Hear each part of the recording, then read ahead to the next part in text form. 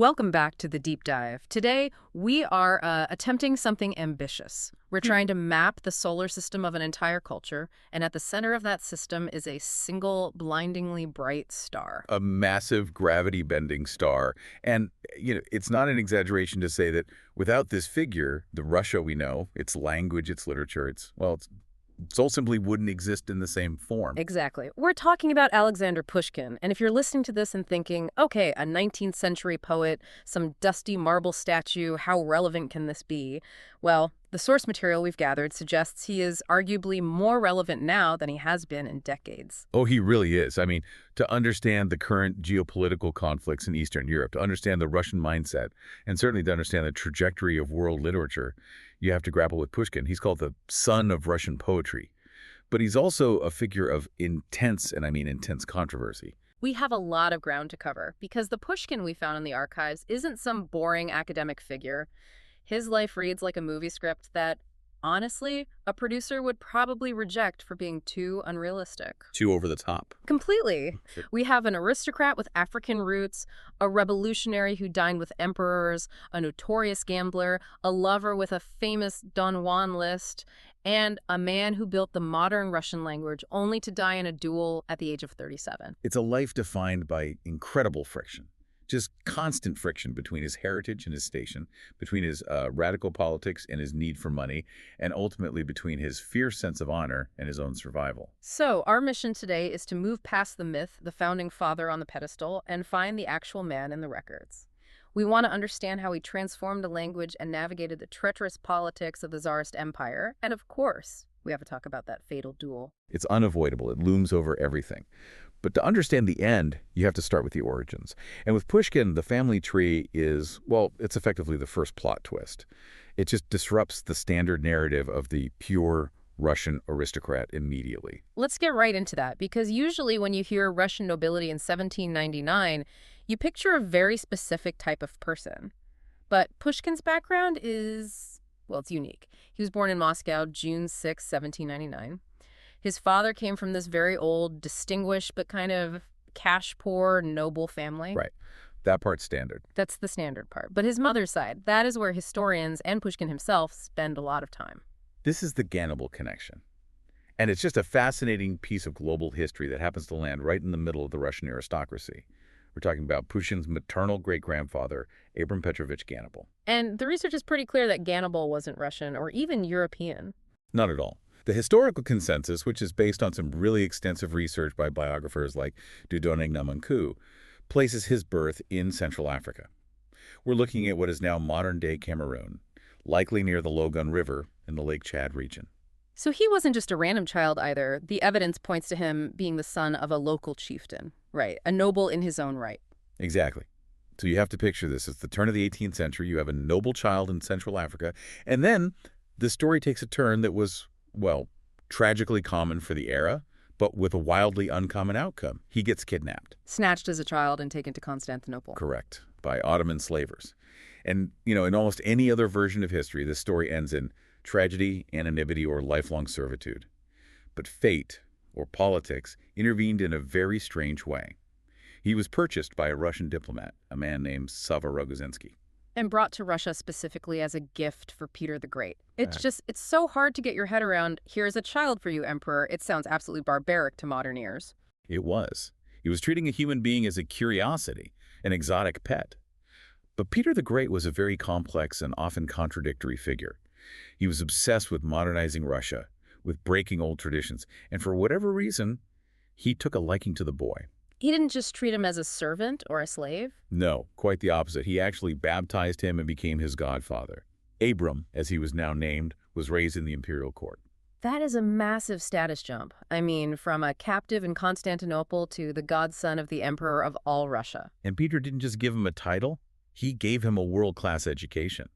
He saw that the boy was brilliant, so he sent Ganable to France to study military engineering. And he excelled.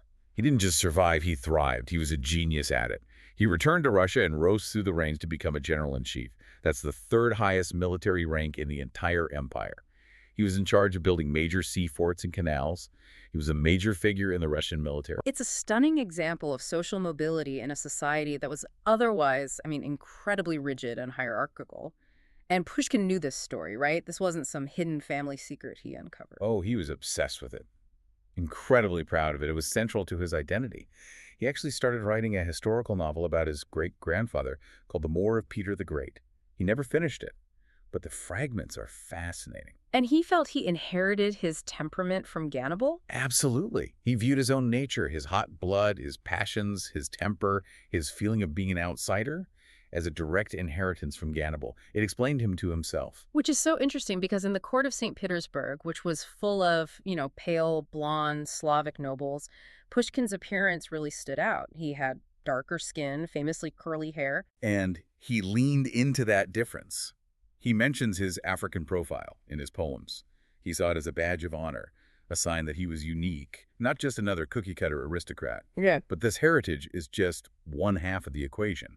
Because if you look at his actual upbringing, his day-to-day education, it creates this wild contrast. Right, because despite the African heritage, he was raised as a top-tier Russian nobleman, which ironically meant he wasn't really raised as a Russian at all in terms of language. That's the central paradox of the Russian nobility at the turn of the 19th century. If you were a person of culture, if you were elite, you spoke French, you read Voltaire, you read Molière, you read Rousseau. French was the language of power, of diplomacy, of literature, polite society. So Russian, the language he would eventually master and redefine, wasn't considered classy? To put it mildly, Russian was considered the vernacular. It was the language of the peasantry, the language you used to speak to your servants or, to buy vegetables at the market. It was seen as coarse, unrefined. It wasn't seen as a vehicle for serious poetry or philosophy. The notes mention that Pushkin's nickname in school was literally the Frenchman. He was completely steeped in it. He had French tutors. Yeah. Until he was about 10 years old, he barely spoke Russian comfortably. His first language, functionally, was French. He was reading the French Enlightenment thinkers before he could read a Russian folktale. But, and this is the crucial pivot point for literary history, he had a secret weapon, a nanny. Irina Rodionovna. A name as famous as Pushkin's in some circles. Yes, a serfwoman who is now a legendary figure in her own right. You'll see statues of her next to Pushkin in Russia, and her role cannot be overstated.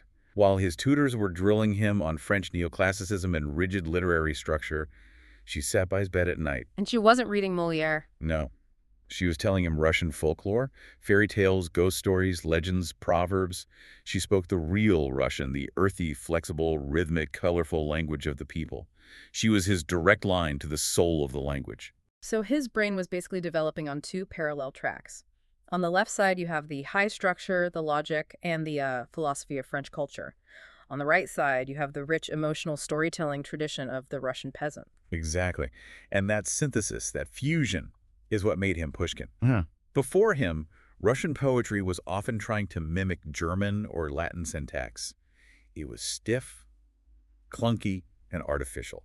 It felt like a bad translation. He was the alchemist. He was. He realized that if he applied the discipline, the precision, and the wit of his French education to the raw, powerful material of his nanny's language, he could create something entirely new, something that was both sophisticated and deeply authentically Russian. He professionalized the vernacular. He made it cool to speak Russian in high society. He made it capable of expressing anything from the lowest dirty joke to the highest philosophical concept. He forged the modern literary language that every Russian writer after him would use. So he takes this budding talent to school, and not just any school. He joins the Imperial Lyceum in Tsarskoye Selo. This was a very big deal, wasn't it? Huge. This is the Emperor's Pet Project, a brand new, elite boarding school attached to the palace, specifically designed to train the future statesmen of Russia. And Pushkin was part of the very first graduating class. It sounds like an incredible pressure cooker. It was. But it was also a brotherhood. The bonds he formed there, the Lyceum Brotherhood, lasted his entire life. Many of them would later be at the center of the Decembrist uprising, but even there, the contradictions started to show. He wasn't a good student, was he? Not in the traditional sense. He was lazy in subjects he didn't like mathematics, but he was already publishing poetry at 15. The literary world knew who he was before he even graduated. A famous older poet of the day, Gavrila Dershavin, basically anointed him as his successor during a public reading. It was a huge, huge moment. And he was being exposed to some very dangerous ideas there. We have to mention the faculty because this just blew my mind. I saw the name David de Boudry in the notes. A fascinating and, frankly, an unbelievable character. He was a professor at the Lyceum teaching French literature, but he was also the brother of Jean-Paul Marat. The Marat, as in the French Revolutionary. Hmm. The guy who was essentially the voice of the Reign of Terror and famously got stabbed in his bathtub. The very same. Yeah. So right there, in the emperor's school, in the heart of the absolute monarchy, you have the brother of a radical Jacobin teaching the future elite of the empire. It's an incredible irony. You can't make that up. What was the thinking there? It shows you how ideas were swirling at the time. But he wasn't the only one. There was also Alexander Kunitsin. Right, he taught natural law. Yes, and he taught the boys about individual rights, about the duties of a ruler to the people, the idea of a social contract. These were liberal Enlightenment ideas that didn't exactly match with the reality of czarist autocracy. So Pushkin is absorbing the rhetoric of liberty alongside his Latin conjugation. Which explains pretty clearly why, when he graduates in 1817, he doesn't exactly settle down into a quiet desk job at the Ministry of Foreign Affairs. Not at all. I mean, he technically had a government post, but he barely showed up. Instead, he just plunges headfirst into the St. Petersburg nightlife. And this was a wild scene. The theater, the ballet, the gambling dens, the drinking parties, he was living hard and fast. But he wasn't just partying, he was writing. And he wasn't writing nice, safe sonnets about flowers and sunsets. No, he was writing political dynamite. Ugh. In 1817, he writes Ode to Liberty. The title alone seems like a red flag in an absolute monarchy. A huge red flag. It was a direct challenge. He references the assassination of monarchs like Louis XVI and Emperor Paul of Russia. He talks about the law being higher than the king. He writes these incredible lines like, "Tremble, you tyrants of the world." In the Russia of Emperor Alexander the First, this wasn't just poetry, this was sedition. And he wasn't publishing these in the newspaper, right? How did they get out? No, that would have been impossible. These poems were copied out by hand and passed around in secret in the salons and officers' messes. They went viral, 19th century style. Everyone in the liberal aristocratic youth circles knew them by heart. Including the emperor's spies. Including the emperor himself. Alexander is furious. He reportedly said, Pushkin is flooding Russia with subversive verses. The whole youth is reciting them. So the hammer comes down. It does. Pushkin was nearly sent to Siberia, or to the Solovetsky Monastery on the White Sea, which was effectively a religious prison. It was only the intervention of influential friends, older writers who recognized his genius and begged for leniency that softened the blow. So instead of prison. Instead of prison, he was sent into administrative exile in the south of the empire. Yeah. The official story was a transfer. A transfer to an office very, very far away. Exactly. He was sent to the Caucasus, to Crimea, Yeah. and later to Chino in what is now Moldova. And this begins the romantic phase of his life and his work, because for a writer, I imagine, being banished to the wild mountains isn't necessarily a bad thing. It was a punishment, but creatively, it was a gift.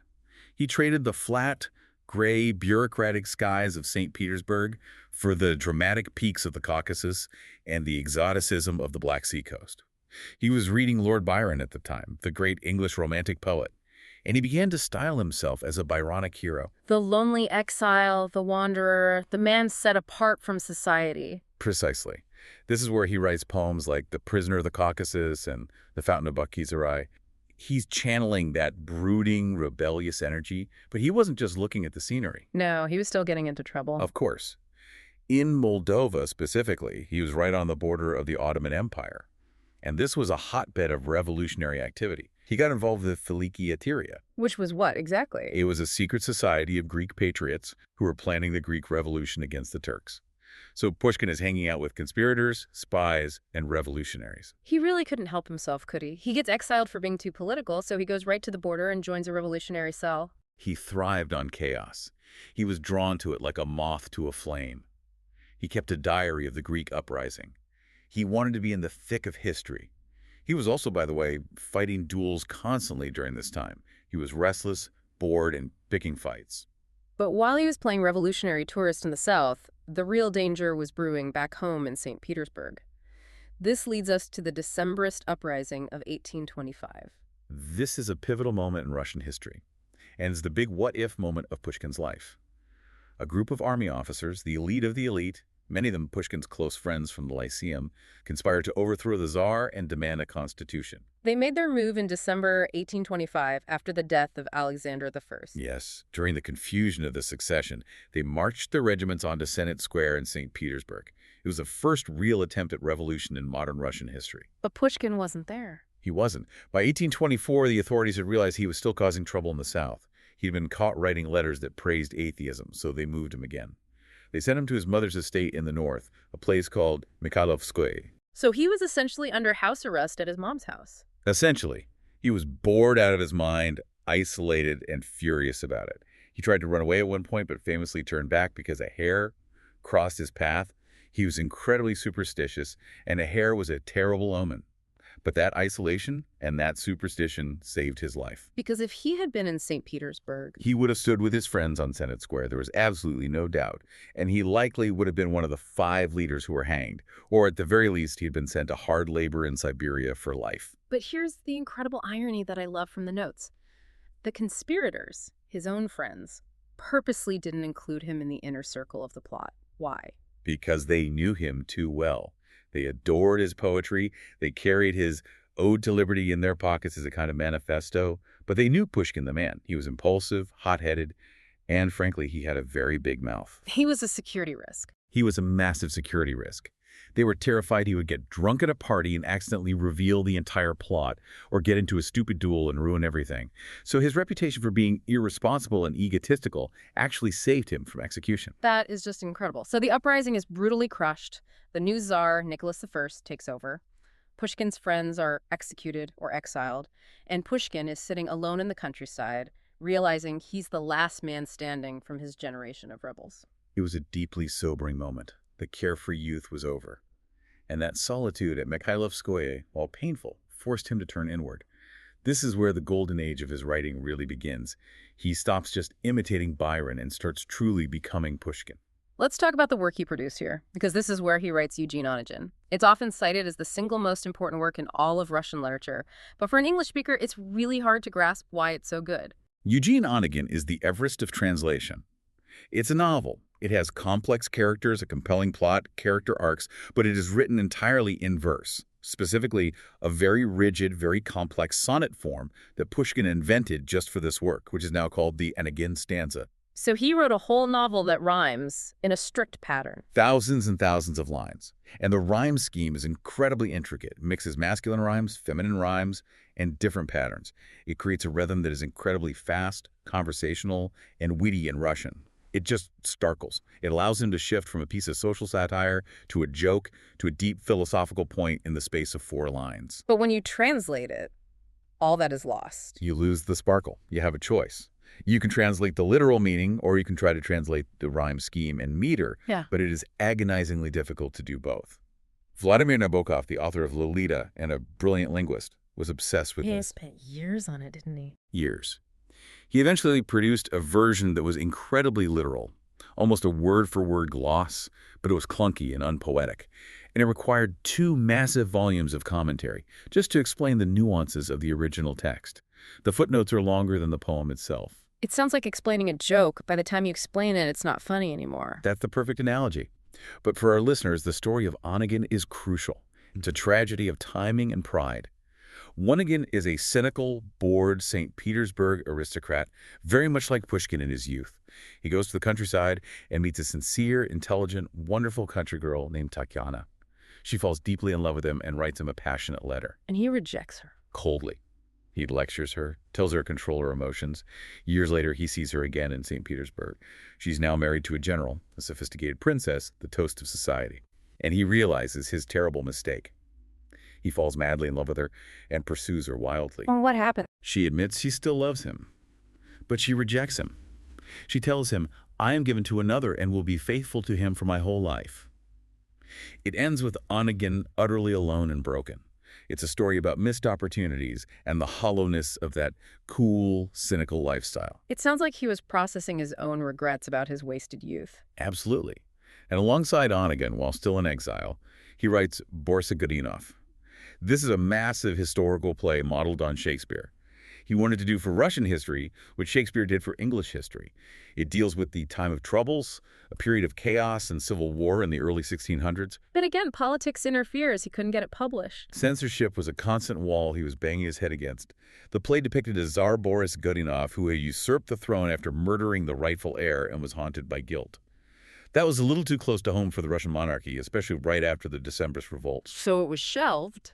It wasn't published for 5 years, and get this, the fully uncensored version wasn't staged until 2007. 2007. That's a nearly 200-year delay for a premiere. It's unbelievable. It shows you how long the shadow of the state hung over his work.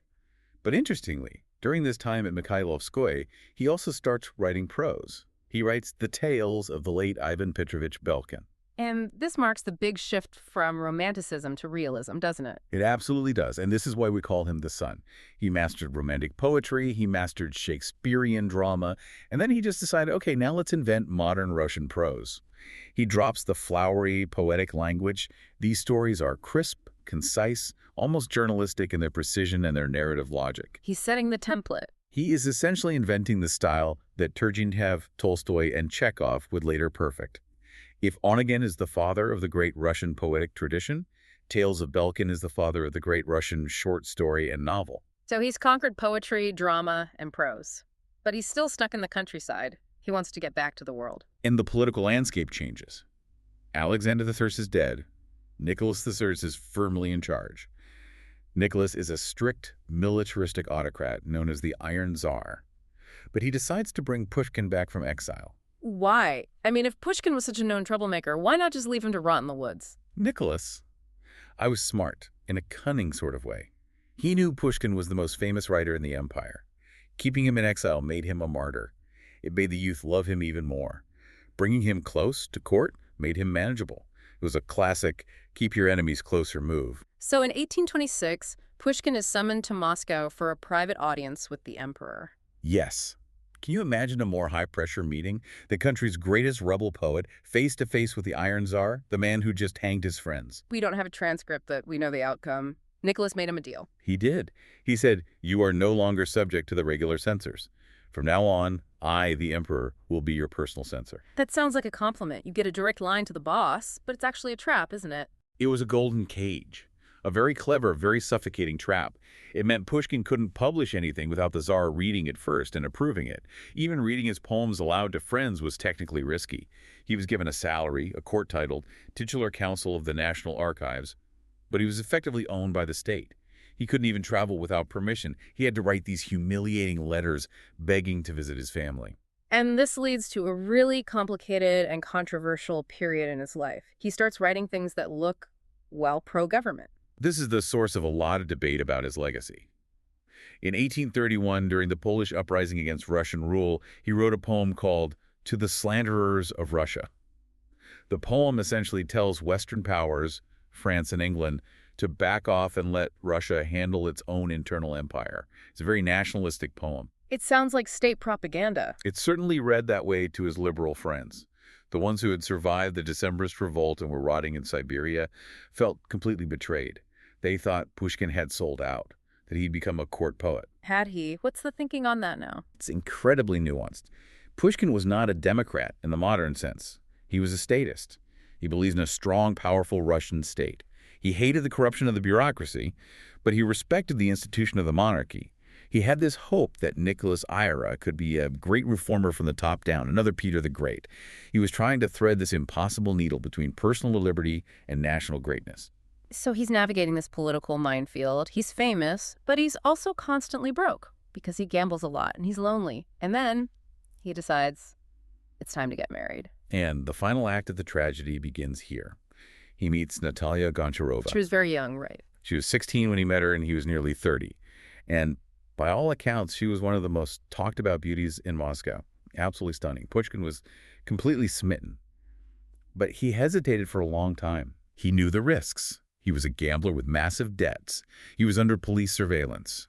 And he had a famously jealous nature. He knew that bringing a young, stunningly beautiful wife into the shark tank of the St. Petersburg court was dangerous. He wrote to a friend, I am marrying without rapture, without childish enchantment. He had a powerful sense of foreboding. But they marry in 1831. They do. And by all accounts, they were happy in their private life. They had 4 children, but publicly, it was a complete disaster. The Tsar himself had a bit of a crush on Natalia, and he insisted she be at court for all the balls because she decorated the ballrooms. Yeah. She was the trophy of the social season. And she enjoyed it. She loved the attention. She was flirtatious. She loved to dance. Pushkin hated it. He wanted to stay home and write. She wanted to go to balls. The expenses of the dresses and the society lifestyle were bankrupting him completely. And this situation opens the door for Georges Dantes. Enter the villain of the story. Georges Dantes was a French officer serving in the Russian Imperial Guard. He was handsome, arrogant, dashing, and the adopted son of the Dutch ambassador, Baron von Heckeren. And he starts pursuing Pushkin's wife. Aggressively and publicly. In the code of the time, a little light flirtation was normal. But Dantes crossed the line. He was relentless, obsessed. Rumors started flying that Natalia was having an affair with him.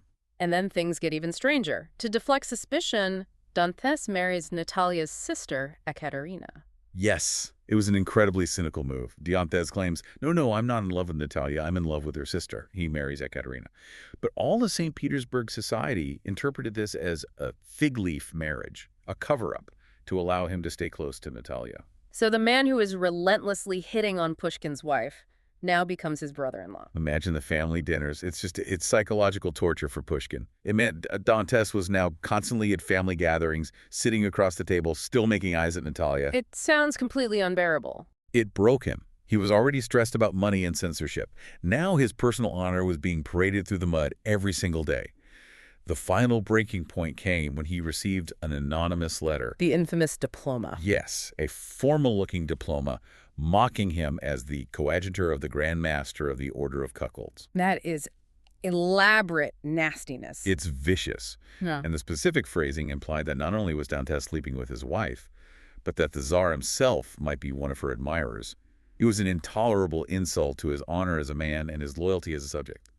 Pushkin just snapped. He sent a letter. He sent a vicious, abusive letter to Dantes' adoptive father, the ambassador Heckeren, basically accusing him of being a pimp for his bastard son. Yeah. He used the most insulting language he could. He forced their hand. He left them no choice. He made a duel absolutely inevitable. This is exactly what Dantes and Heckeren wanted. So, January 27, 1837, the Black River outside St. Petersburg.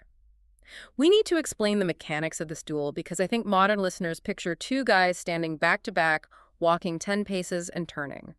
This was a barrier duel, which sounds significantly more terrifying. Much more terrifying. This isn't the Wild West.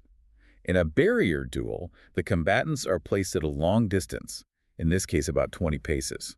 Between them, 2 barriers, which were probably just cloaks or sticks thrown on the snow, are placed on the ground, marking a much closer distance, say 10 paces apart. And at the signal, They start walking toward each other. And here's the key.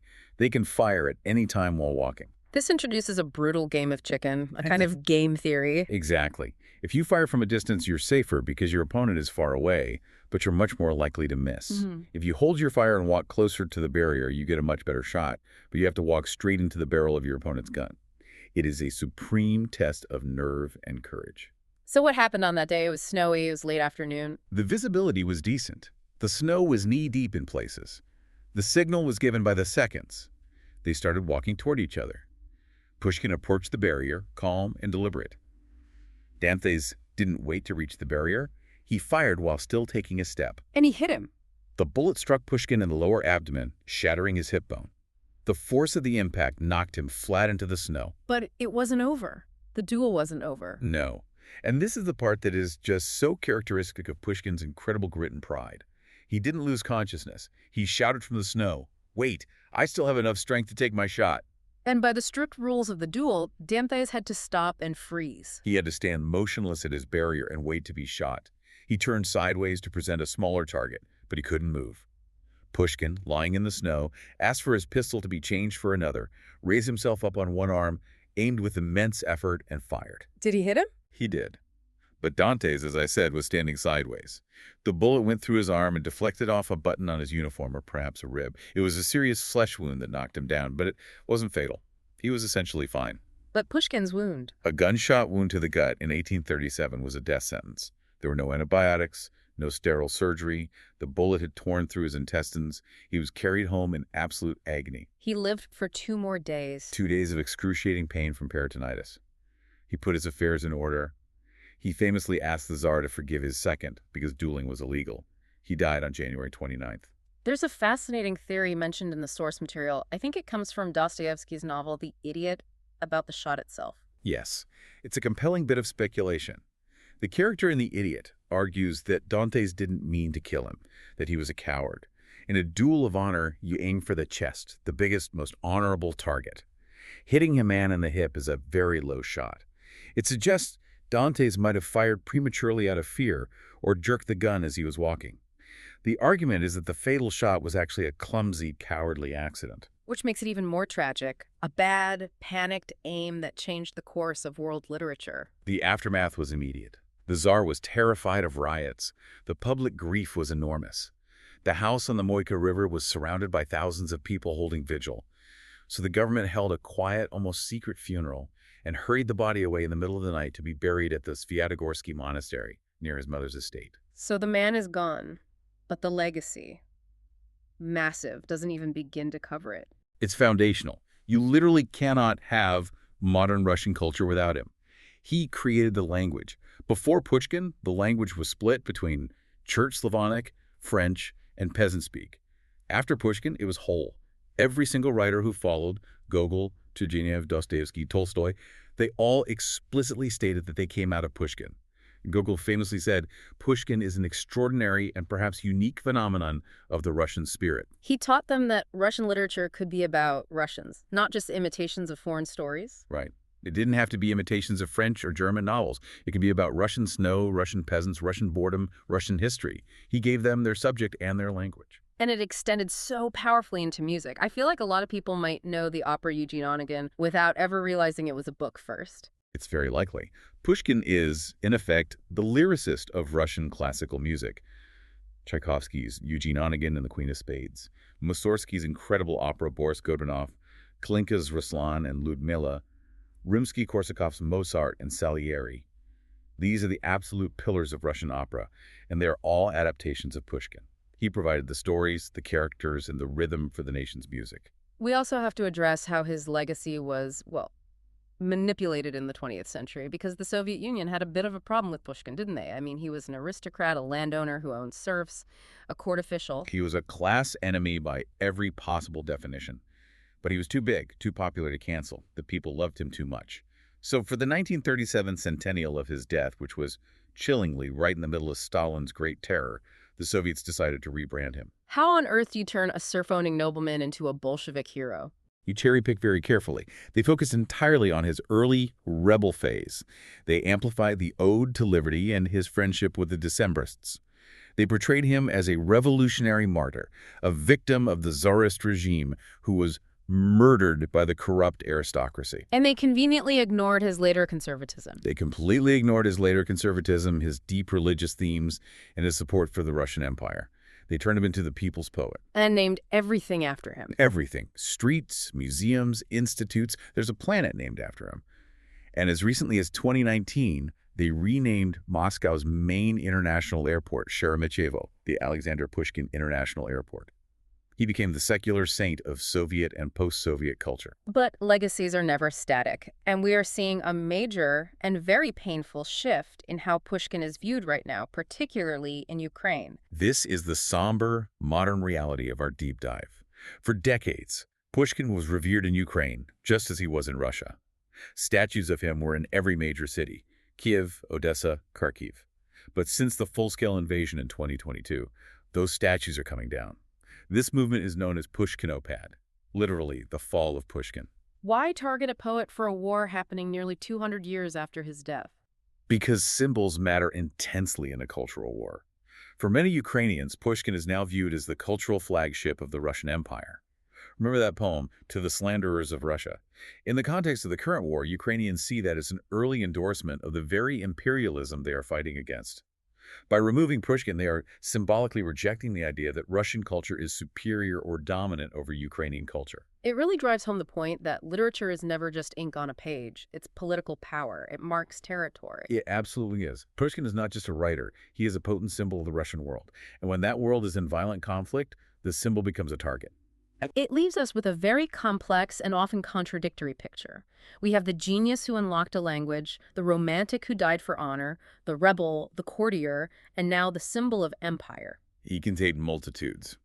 And because he died so young, at just 37, we are left with the great what if. If Dantas had missed, or if Pushkin had aimed for the chest and ended it differently. If Pushkin had lived to be 60 or 70, you have to think about it. He would have lived through the great ideological debates of the mid-19th century, the arguments between the Westernizers and the Slavophiles. He would have seen the emancipation of the serfs in 1861. How would he have reacted? Would he have become a radical Westernizer, a conservative Slavophile? Would he have written the great Russian novel before Tolstoy or Dostoevsky did? We were robbed of 30 years of potential masterpieces. We were. The entire trajectory of Russian thought might have shifted.